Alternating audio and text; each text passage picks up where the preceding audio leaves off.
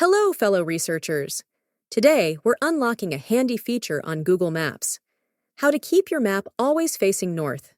Whether you're navigating city streets or wilderness trails, this quick 1-minute guide has you covered. Let's dive right in. First, open the Google Maps app on your device and make sure it's updated to the latest version for all the newest features. In the upper right corner, you'll see your profile picture. Go ahead and tap on it. Once on the new page, scroll down and look for the Settings option. Tap on it, and next, find Navigation Settings on the new page. Scroll through the options until you spot Keep Map North Up, or a similar option.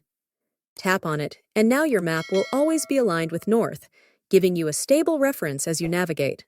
And that's it! You've successfully set your Google Maps to always face north, making navigation much easier. If you found this guide helpful, give it a thumbs up and be sure to subscribe for more travel and tech tips. Thanks for watching, and happy navigating with Google Maps.